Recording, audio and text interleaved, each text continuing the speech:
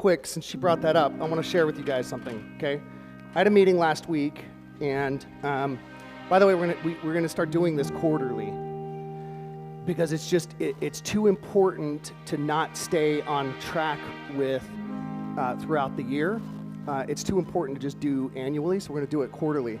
I was talking to an agent who felt like she was doing pretty good, right?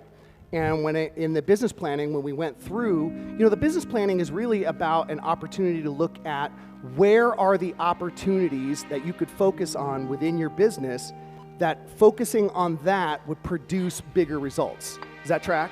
Because literally everyone that I met with is like, they did 11 transactions this year, and to reach the life of their dreams, they got to do 50, right? Well, that's pretty exponential growth. That would literally take some explosive growth tantamount to like a caterpillar turning into a butterfly. Like that's not an easy process, right? I mean, that's a lot of physical pain. And so one of the things that we talked about is her ALM conversion rate. And she felt like, well, it's pretty good, right? And one of the things that we talked about is, I said, well, what's happening in that conversation? She said, well, I'm really trying to suss out whether or not they can actually qualify. Right? So she didn't think it was that big of a deal. Number one, Zillow's making it a big deal. And here's why. Out of 100 calls,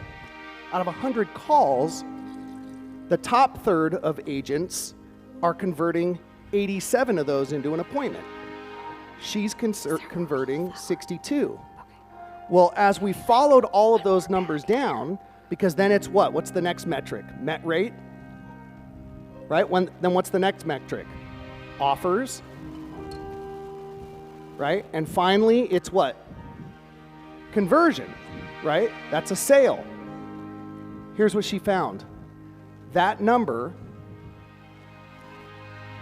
as compared to the top third, she was missing out on $36,000 in revenue to her. Might be important to revisit her mindset about ALM, yes? One, look, it's being tracked, but two, if you're wanting to take your business from here to here, you literally have to look at every step of the way and look at how can I improve? Where is there opportunity for growth?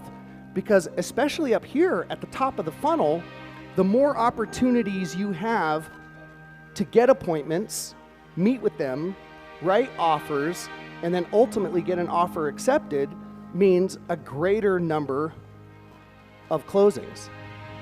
So super important because, as you know, the relationship that we have with Zillow is based on our history with them.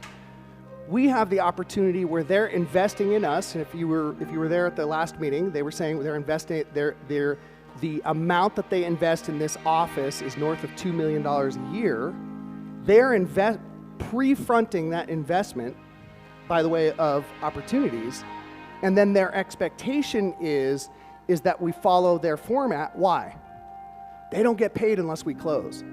So they're looking at those numbers incredibly closely, which is why I was introducing it to you guys in a graph format so you could like physically see, oh shit, this is where I'm at, this is where the top third is, and literally Zillow's expectation is if you're gonna take calls from Zillow, you be in that top third. You elevate your skills so that you're following the system and following the protocol to lead to more closings.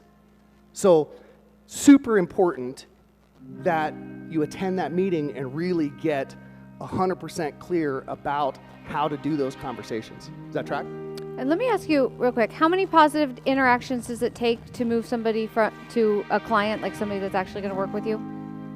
How many?